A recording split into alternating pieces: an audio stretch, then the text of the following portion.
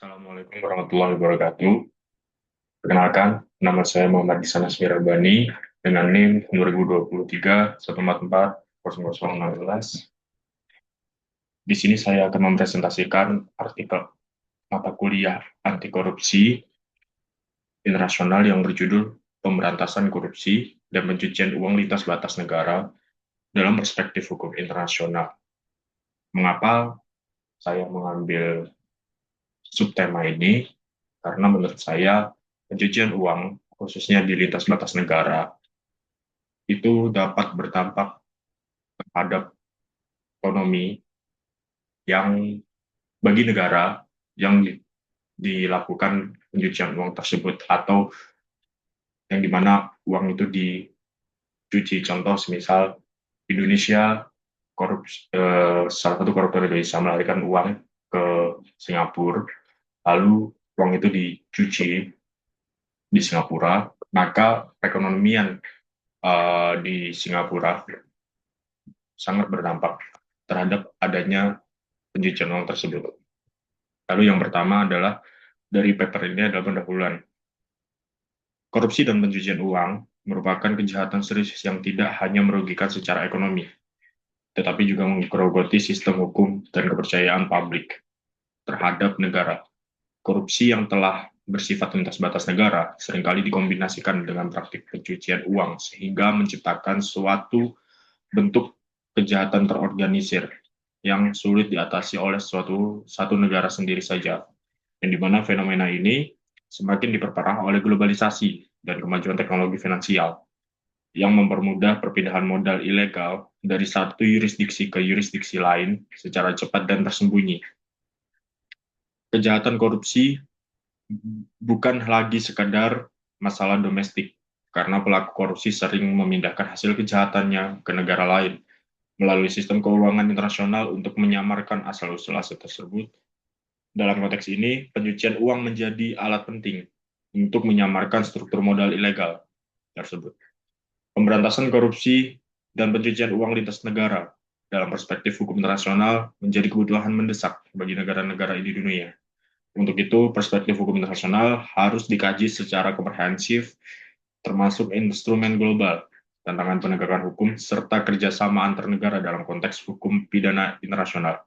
Yang dimana dalam pendahuluan ini bermaksud bahwasannya pencucian uang atau pemindahan transaksi modal ilegal itu yang tersebut di dalam paragraf kedua dapat dibentukkan dalam bentuk seperti kripto atau saham dan lain sebagainya, yang dimana dalam uh, alokasi dana tersebut terdapat dana hasil dari korupsi atau modal ilegal. Lalu yang kedua adalah rumusan masalah, yang dimana di sini saya terdapat dua rumusan masalah, yaitu rumusan masalah pertama adalah bagaimana karakter korupsi dan pencucian uang lintas batas negara dalam konteks hukum internasional. Lalu yang kedua, bagaimana mekanisme kerja sama internasional dalam menegakkan hukum terhadap korupsi dan pencucian uang lintas negara. Yang dimana tujuan penelitian saya kali ini adalah untuk memahami dan menganalisis pemberantasan korupsi dan pencucian uang lintas batas negara melalui kacamata hukum internasional, menilai efektivitas instrumen hukum internasional, serta merumuskan tantangan dan solusi terkait kerjasama antar negara dalam penanggulangan dua kejahatan tersebut. Yang dimana dalam penelitian ini terdapat dua kejahatan lintas batas negara, yaitu korupsi dan pencucian uang, yang dimana di penelitian ini saya akan merumuskan tantangan dan mencari solusi terkait kerjasama antar negara untuk menanggulangi kedua kejahatan tersebut. Lalu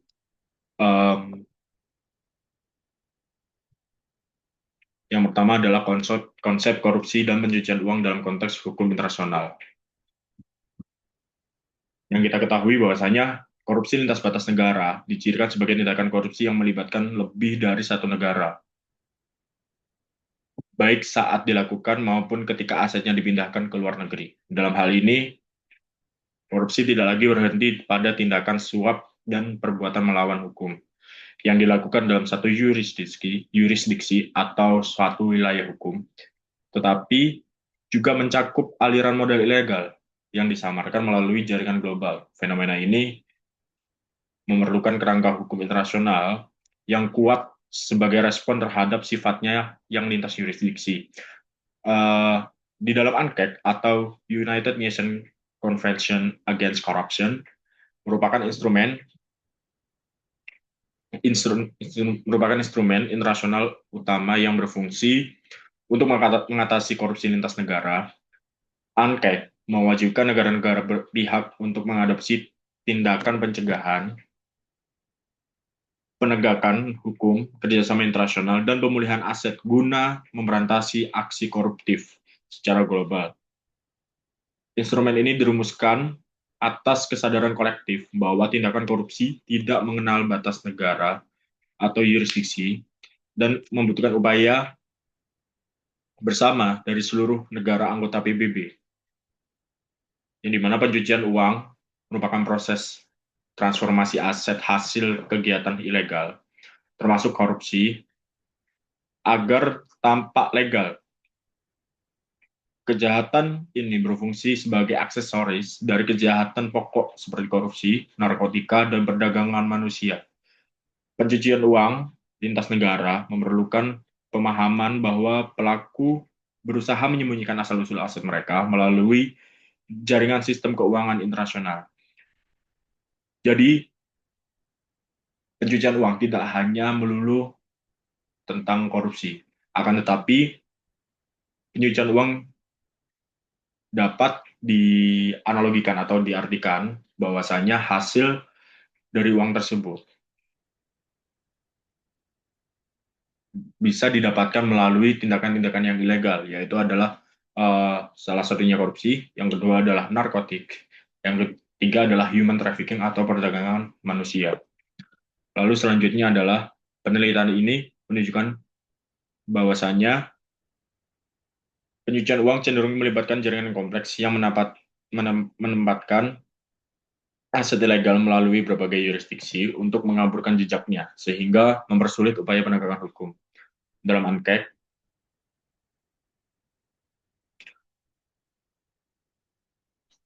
menjadi kerangka hukum internasional terpenting dalam perjuangan pemberantasan korupsi. ANCAC mencakup aturan pencegahan, penegakan hukum, dan kerjasama internasional seperti ekstradisi, bantuan hukum timbal balik, serta pemulihan aset. Di dalam ANCAC juga menekankan pentingnya transparansi, akuntabilitas publik, dan keterlibatan masyarakat sipil dalam pemberantasan korupsi. Instrumen ini mengharuskan negara-negara pihak untuk memperkuat sistem hukum domestiknya dalam menghadapi korupsi lintas negara. ANCAC tidak hanya menyediakan definisi umum korupsi, tetapi juga menyarankan langkah-langkah praktis untuk mengatasi ancaman korupsi yang telah melintasi yurisdiksi nasional. Financial Action Task Force atau FATF adalah badan antar pemerintah yang mengembangkan standar global untuk pencegahan dan pemberantasan pencucian uang serta pendanaan terorisme. FATF mengeluarkan sejumlah rekomendasi menjadi pedoman utama dalam implementasi program anti money laundering atau EML. Rekomendasi FATF membantu negara-negara menyusun kerangka hukum dan institusional untuk mendeteksi dan mencegah pencucian uang serta menjalin kerjasama internasional dalam pertukaran informasi keuangan. Jadi di dalam kerjasama internasional terdapat FATF yang dimana kalau kita ambil contoh di dalam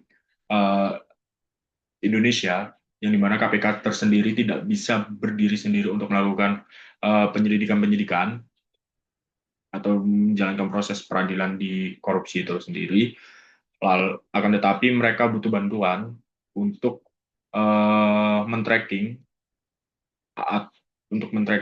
aliran dana ini larinya kemana, yang dimana KPK membutuhkan bantuan dari PPATK untuk men-tracking aliran dana tersebut. yang dimana di global, dunia lintas batas negara, itu ada yang namanya FATF. Lalu rekomendasi FATF itu sendiri mencakup identifikasi dan verifikasi klien, pelaporan transaksi mencurigakan, kerjasama antar lembaga penegakan hukum, serta mekanisme pertukaran data lintas negara yang efektif. Lalu ada yang namanya Mutual Legal Assistance atau MLA, atau bantuan hukum timbal balik, adalah mekanisme formal yang memungkinkan satu negara meminta bantuan dari negara lain dalam konteks penyelidikan, penuntutan, dan penegakan hukum. MLA sangat penting dalam pemberantasan korupsi dan pencucian uang lintas negara, karena sering kali bukti, aset, atau tersangka berada di yurisdiksi asing. Contoh dalam kasus ini adalah kasus Nazarudin, yang dimana pada saat itu beliau melakukan pelarian di Kolombia, sehingga MLA ini sangat dibutuhkan untuk melakukan tindakan ekstradisi atau pengembalian atau pengembalian tersangka tadi ke dalam Indonesia dengan jaminan bahwasanya tersangka tidak akan atau hak-hak keamanannya terjamin untuk tersangka tersendiri. Lalu dalam konteks ASEAN adalah Treaty on Mutual Legal Assistance in Criminal Matters, memungkinkan negara-negara anggota saling berkolaborasi secara formal dalam penanganan kasus kejahatan lintas negeri, termasuk korupsi dan pencucian uang. Walaupun instrumen ini telah digunakan, tantangan yang dihadapi mencakup perbedaan sistem hukum dan prosedur domestik yang dapat memperlambat kerjasama tersebut.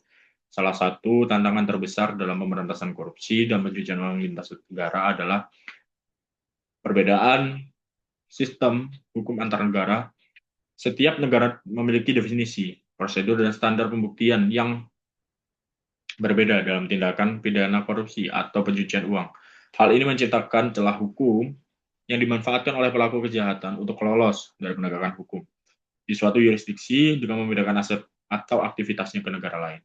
Contoh, seseorang korupsi di Indonesia, lalu dana itu digunakan untuk berjudi di Singapura, dan setelah itu hasil tersebut, hasil dari judi, beliau masukkan ke salah satu bank sentral di Singapura, atau contoh CIMB atau OCBC di Singapura, maka dapat diartikan bahwasanya dana tersebut telah dicuci dan dinamakan bahwasanya dana tersebut hasil dari berjudi di Singapura. Lalu adalah perbedaan yang menghambat penegakan hukum lintas negara karena memerlukan harmonisasi aturan atau prosedur yang kompleks. Selain itu, beberapa negara mungkin memiliki prioritas hukum yang berbeda, sehingga kerjasama dalam kasus tersebut terhambat oleh persyaratan domestik yang ketat terhadap privasi, pengumpulan bukti, atau perlindungan data. Selain perbedaan sistem hukum, hambatan administratif juga sering menghambat kerja sama antar negara. Prosedur formal mutual legal assistance yang panjang dan birokratis, serta seringkali memperlambat proses pertukaran informasi yang penting. Eksekusi surat, perintah, atau pemulangan aset secara efektif. Masalah perbedaan yurisdiksi ini tercermin dalam praktik pemberantasan korupsi dan pencucian uang, di mana upaya yang mengakses informasi bank asing seringkali terhambat oleh hukum privasi atau perlindungan data negara lain. Kemajuan teknologi finansial, termasuk mata uang digital seperti cryptocurrency, memberikan tantangan tambahan bagi penegakan hukum internasional. Pergerakan aset digital lintas batas negara mempersulit pelacakan dan pemulihan aset hasil kejahatan, sekaligus memperluas ruang bagi pelaku untuk memanfaatkan kelemahan regulasi nasional dan internasional. Penelitian juga menyoroti teknologi sebagai alat yang bisa memperbesar kompleksitas pencucian uang lintas negara. Oleh karena itu, penegak hukum internasional perlu meningkatkan kemampuan analisis keuangan dan kolaborasi teknologi guna memetakan aliran dana ilegal secara real time. Lalu, dalam ini juga ada studi kasus dan implementasi praktis, yang dimana salah satu contoh implementasi praktis kerjasama nasional adalah studi kasus kerjasama antara Indonesia dan Australia dalam pemulangan aset korupsi, hasil korupsi melalui mekanisme Mutual Legal Assistance atau MLA, yang dimana studi ini menunjukkan bahwasannya bagaimana negara-negara dapat memanfaatkan instrumen hukum internasional untuk menanggapi transfer aset ilegal dan memastikan pemulangan aset kepada negara asalnya. Pusat Pelaporan dan Analisis Transaksi Keuangan atau PPATK di Indonesia merupakan contoh lembaga yang berperan dalam mengidentifikasi dan menganalisis transaksi mencurigakan yang berkaitan dengan pencucian uang. Upaya PPATK dalam bekerjasama internasional turut membantu memecahkan kasus pencucian uang lintas negara. Lalu di kesimpulannya adalah pemberantasan korupsi dan pencucian uang lintas batas negara memerlukan pendekatan hukum internasional yang kuat dan terkoordinasi. Instrumen seperti UNCAC, rekomendasi FATF, dan mekanisme mutual legal assistance menjadi kerangka penting dalam penegakan hukum transnasional. Tantangan besar termasuk perbedaan sistem hukum nasional, kendala administratif dalam kerja sama internasional, serta kompleksitas teknologi finansial modern.